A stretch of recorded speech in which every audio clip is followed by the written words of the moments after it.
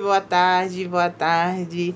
Vamos começar, vamos colocar o nosso capítulo 9 do livro de Eclesiastes no nosso coração. É isso aí, igreja. Não prometo colocar o capítulo 10 agora, tá certo? Porque tem muita coisa, a gente tá de tarde, mas eu ainda tenho muita coisa, 2h55, mas tem bastante coisa para fazer ainda. O dia tá pouco, mas a gente chega lá. Amém? Vamos lá. Capítulo 9 do livro do Eclesiastes. Deveras, todas estas coisas considerei no meu coração para declarar tudo isso. Olha só o que ele falou, né?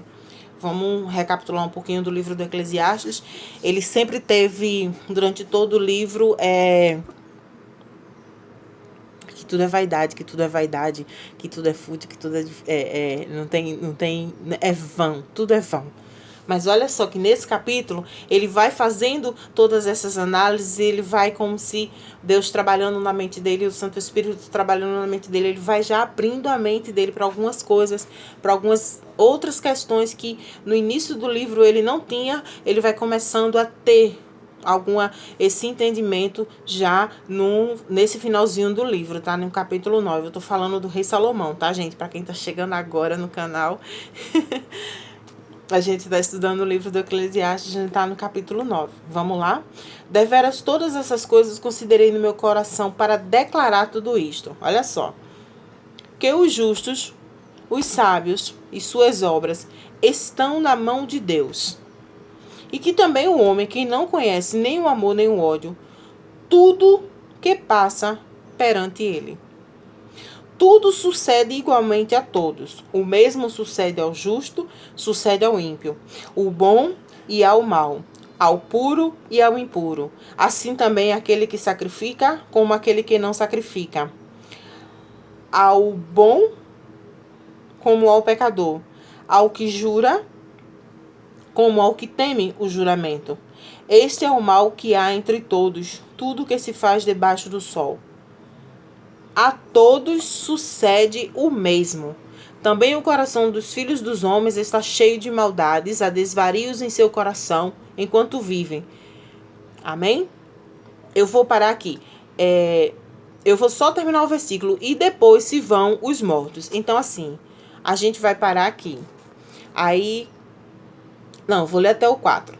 Eu li do 1 até o 3, eu vou ler o 4. Ora, aquele que está vivo, a esperança, porque é melhor um cão vivo do que um leão morto. Eu vou explicar até o versículo 3, depois a gente pega o versículo 4 em diante, tá certo?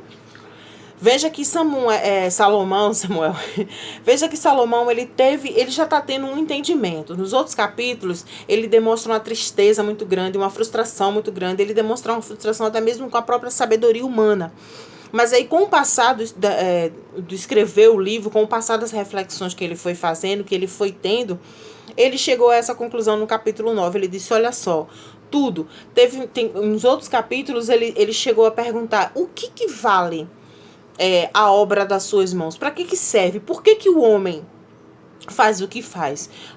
Ele chegou a fazer esse questionamento. Mas aí no capítulo 9, ele chega e diz que ele considerou no coração dele todas essas coisas. Então, tudo que acontece ao justo, acontece ao ímpio. E tá tudo perante Deus. Aí a gente vai passear na Bíblia, tá, gente? Vamos lá pro livro de Romanos. Vamos lá no livro de Romanos.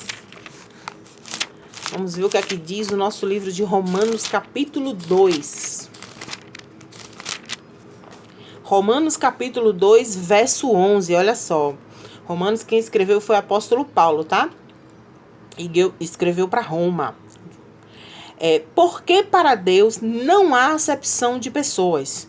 Porque todos que os sem lei pecaram, sem lei também perecerão. E todos que sob a lei pecaram, sob a lei serão julgados. Porque os que ouvem a lei não são justos diante de Deus.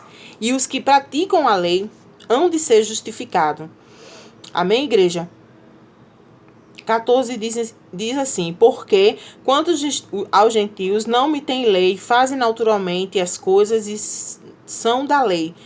E não tendo eles lei, em si mesmos são a lei, aos quais mostram a lei escrita em seus corações, testificando justamente a sua consciência e os seus pensamentos, que é acusando que é defendendo. Olha só o que diz o 16. no dia em que Deus há de julgar os segredos dos homens por Jesus Cristo, segundo o meu evangelho. Paulo, ele estava defendendo o apostolado dele, tá? Ele escreveu para a igreja de Roma, a carta dos Romanos, e nesse capítulo ele está defendendo o apostolado dele nessa carta, e a epígrafe do capítulo 2 diz: o julgamento justo de Deus. Então, para Deus fazer um julgamento justo, porque algumas pessoas se acham autoridade, quando ele diz que, não tendo lei para si, eles mesmos são a lei, ou seja, as pessoas acham que podem fazer o que querem, a hora que querem, quando querem, bem entendem, e que Deus não está vendo, que nada vai acontecer, e que vai ficar tudo bem, e que eles podem fazer. Só que não é assim não, gente. Tudo que a gente faz está diante de Deus. O Paulo diz que está diante... Salomão, ele diz que... voltando lá no 9, ele diz: tudo que passa perante ele, ou seja, tudo passa perante Deus. A gente não está imune a nada. Tudo está no controle de Deus. Então, no dia... O apóstolo Paulo, ele está dizendo aqui: no dia que há de Cristo julgar, vai julgar pelo evangelho, ou seja, vai julgar pelaquilo que Jesus pregou, pelaquilo que Jesus ensinou, pelaquilo que Jesus falou, por todas as coisas que ele deixou para a igreja. Tá bem quente hoje, tá, gente? Por todas as coisas que ele deixou para a igreja. Então, Salomão, ele chega, ele faz essa consideração no coração dele. Tudo que se passa ao ímpio, se passa ao justo. Lembra daquela passagem das 10 virgens? Quando tá as 10 virgens que saem ao encontro do noivo, e as 10 virgens, elas foram ao encontro do noivo e todas elas levaram as suas lamparinas com azeite. Só que 5 eram prudentes e 5 eram nécias. Então a palavra do Senhor vai dizer que todas dormiram. Olha só, vai prestando atenção.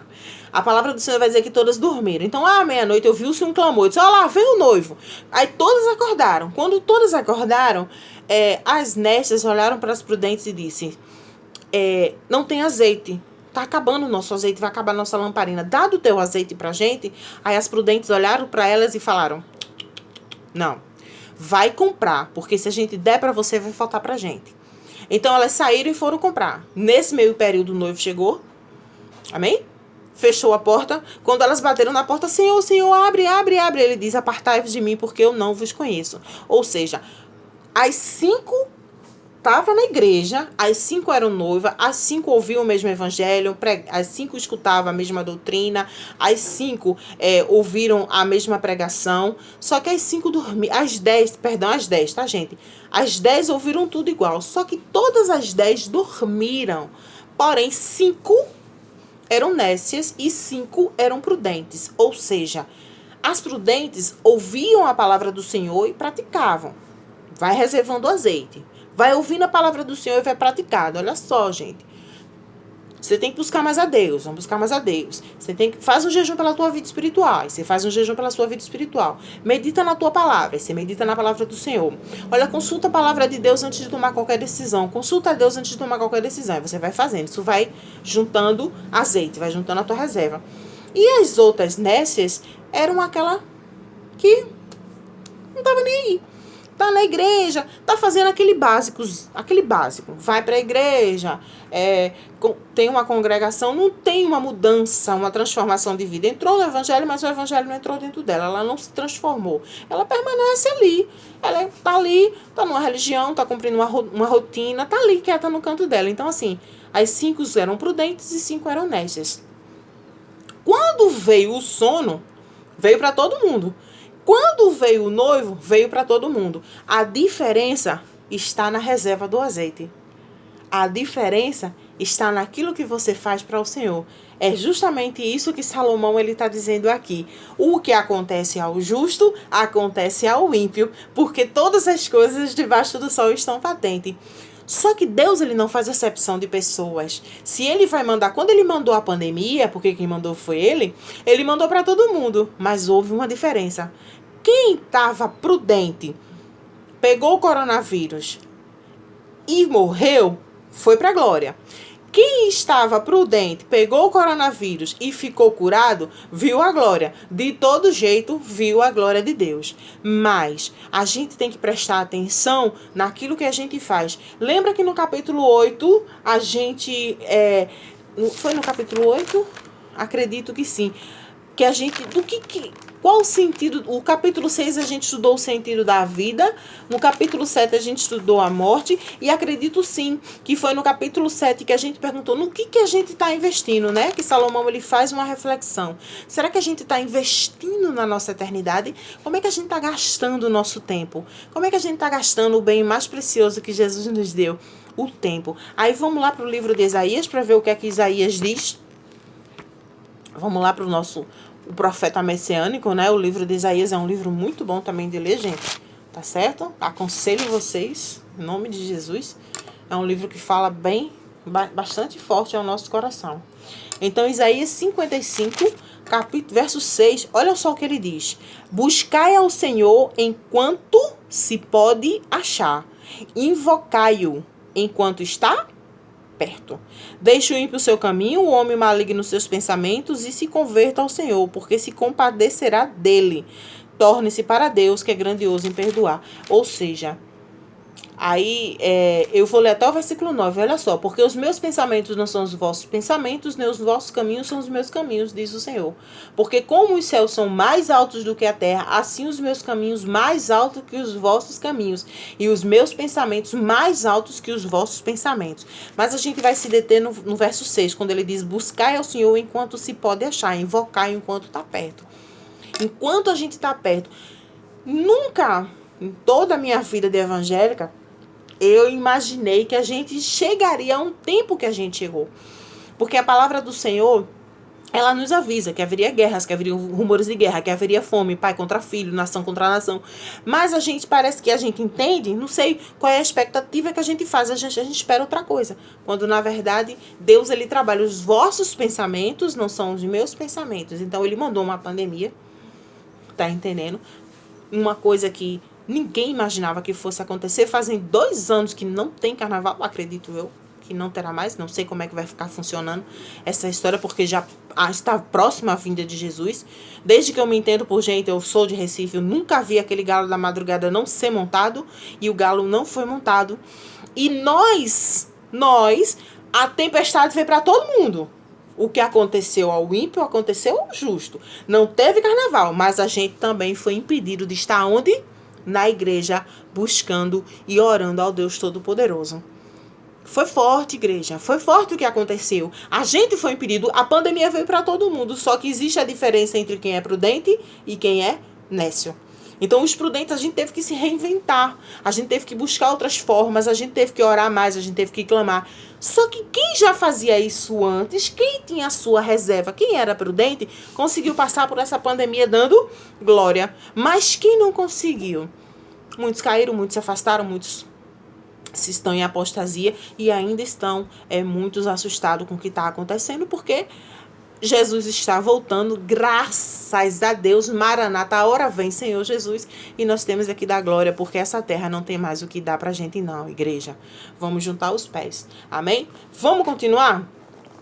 Versículo 4, né? Foi aquilo que eu falei. Ora, aquele que está vivo há de ter esperança, porque é melhor um cão vivo do que um leão morto. Não adianta nada, tá? Porque os vivos não sabem que hão de morrer, mas os mortos não sabem, os vivos sabem que hão de morrer, mas os mortos não sabem coisa alguma, nem tampouco terão eles mais salário, não haverá deles mais lembrança. Também seu amor, seu ódio, sua inveja já passaram, e eles não têm parte alguma neste século, nem alguma coisa se faz debaixo do sol. Vamos voltar um pouquinho no livro de Salmos? Salmos 115, olha só o que o Salmo diz, olha só o que a palavra de Deus diz lá no Salmo 115. Olha só, gente. A adoração ao Deus verdadeiro, tá certo? O versículo... Deixa eu ver. Versículo 17. Os mortos não louvam ao Senhor, e nem os que descem em silêncio. Mas nós, versículo 18, bendiremos ao Senhor, desde agora e para toda sempre, louvar ao Senhor. Eu vou fazer uma analogia aqui, gente. Os mortos podem ser também os mortos espirituais. Não só os mortos Os mortos que já partiram fisicamente, tá? E espiritualmente também. Mas também, assim, os mortos que estão dentro da igreja, mas que não conseguem mais louvar a Deus, que não conseguem mais ver a glória do Senhor, que não conseguem mais fazer nada, tá entendendo? Que precisam restituir a presença de Deus no seu caminho.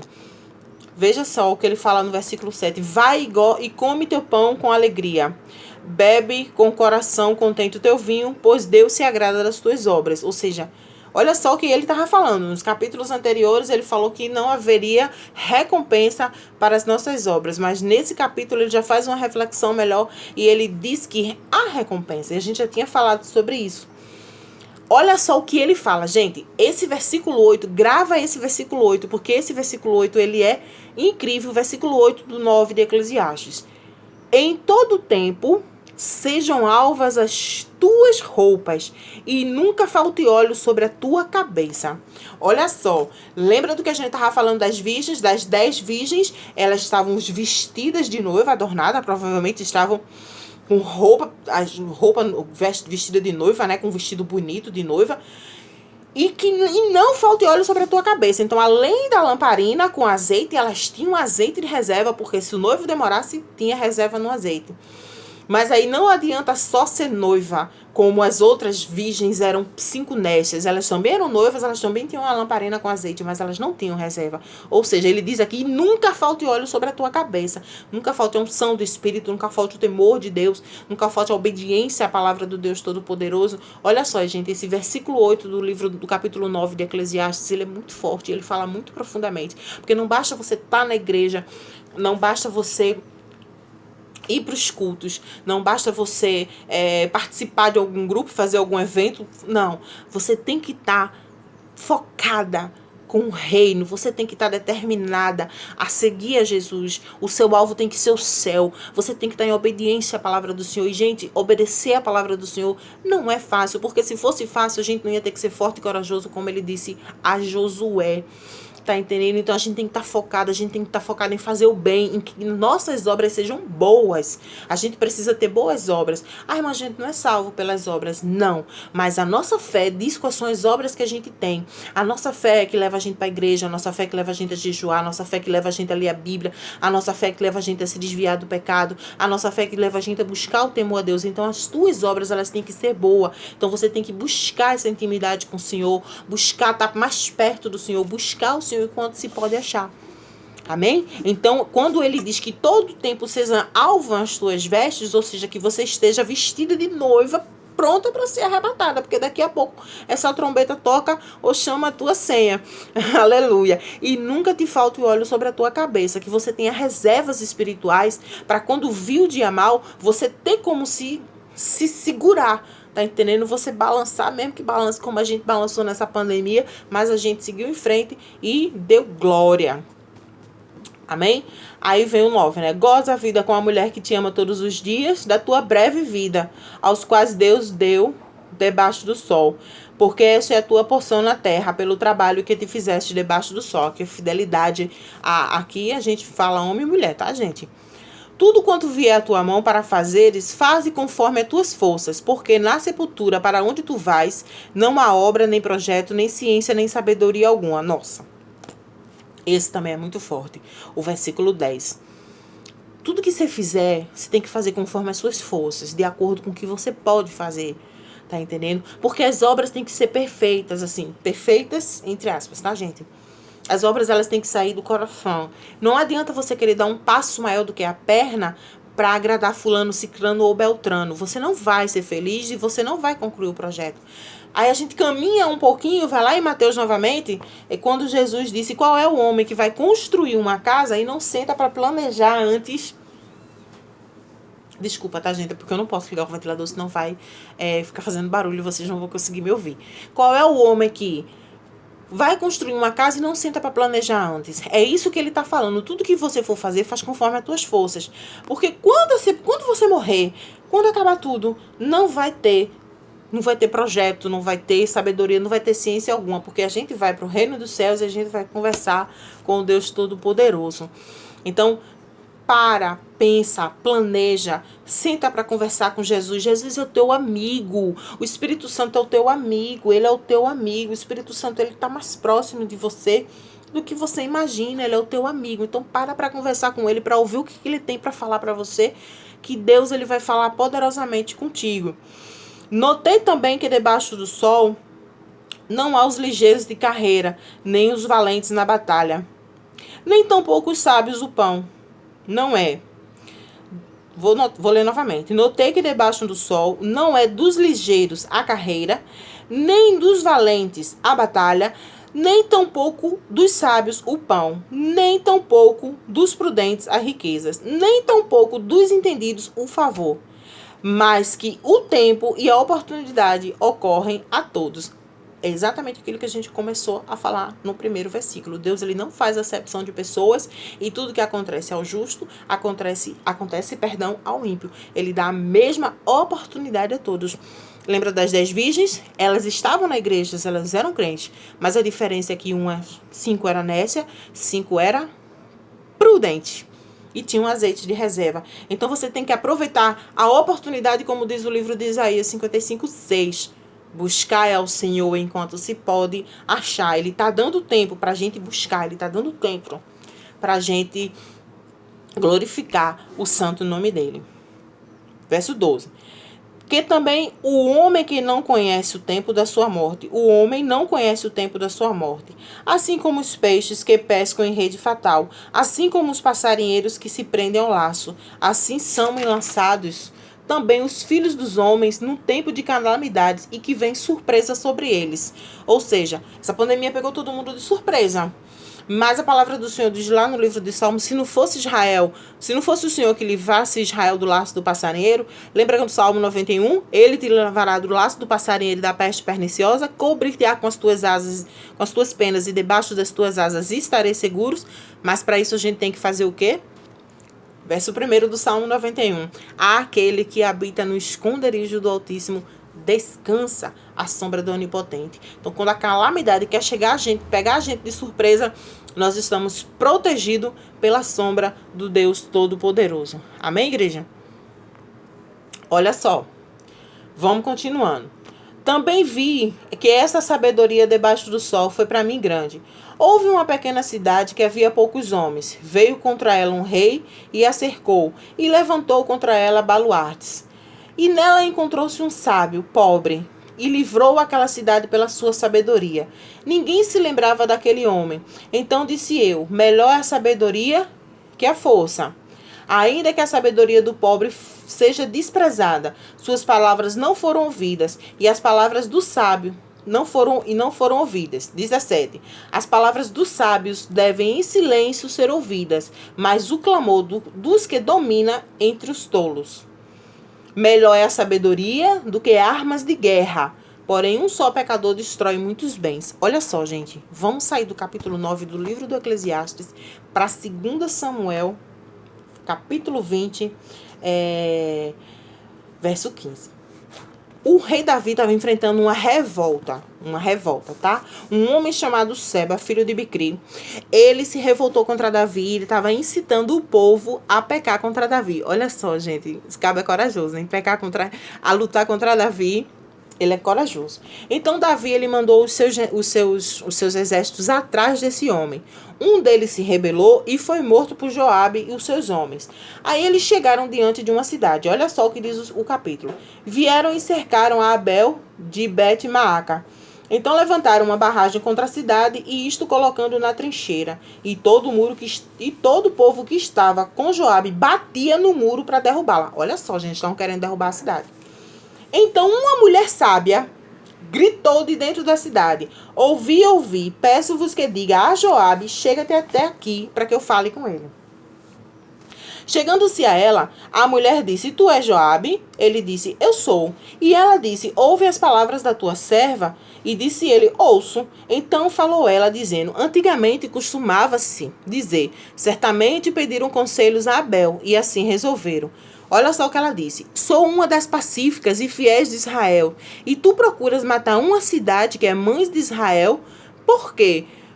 pois devorarias a herança do Senhor. Então respondeu Joabe e disse, não, longe de mim fazer tal coisa, que eu devore ou arruine. A coisa não é assim. Porém, um só homem do monte de Efraim, cujo nome é Seba, filho de Bicrim, levantou a mão contra o rei, contra Davi, entregar-me e retirar-me-ei da cidade. Então disse a mulher a Joabe, presta atenção, gente, eis que será lançada a cabeça pelo muro. E a mulher, na sua sabedoria, foi a todo o povo e cortaram a cabeça de Seba, filho de Bicri, e lançaram a Joabe. E este tocou a buzina e retiraram-se da cidade para a sua tenda. E Joabe voltou para Jerusalém. Olha só, gente. Uma mulher de palavra. Uma mulher salvou a cidade inteira. Quando a palavra do Senhor diz no livro de Provérbios 31, a mulher sábia edifica sua casa, ela foi sábia. Ela chamou Joabe, conversou com ele e explicou, disse, olha só, a gente tem condições de resolver quando ela diz, eu sou uma fiel pacífica. Sou uma das fiéis e sou pacífica. Aí Joabe disse, eu só quero só um homem, eu não quero matar a cidade, eu quero só Seba. Você me entrega Seba, que eu vou me embora. Joabe não disse que queria Seba vivo ou morto, ele só disse, me entrega Seba. Mas ela deu a palavra dela e disse, eu vou entregar a cabeça dele. Ela sabia quem ela era. Você tem que saber quem é. Diante do povo, diante de Deus. Então ele já chegou, conversou com todo mundo e disse, olha, corta a cabeça desse homem e entrega. E ela salvou a cidade em toda. Gente, o detalhe é o seguinte, a Bíblia não relata o nome dessa mulher como as grandes outras mulheres de Deus. Mas a Bíblia faz questão de dizer quem é esta mulher. Era uma mulher fiel e pacificadora. A gente está finalizando fevereiro e vai começar março. E eu oro por todas as mulheres que estão ouvindo essa mensagem. E que nós possamos ser fiéis e pacificadoras. E sabermos que todas as coisas debaixo do sol, há tempo para todas elas e um propósito de Deus. Amém, igreja? Fiquem todas na paz, no nome santo do Senhor Jesus. E eu vou deixar para a tua meditação Isaías 55:6. Buscai ao Senhor enquanto se pode achar. Vamos orar?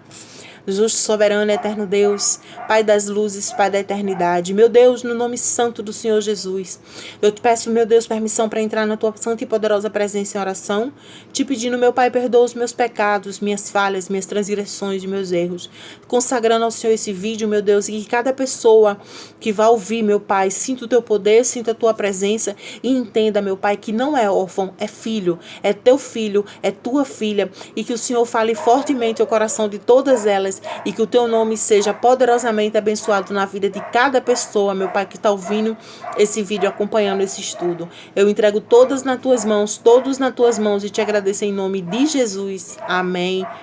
Graças a Deus. Até o capítulo 10.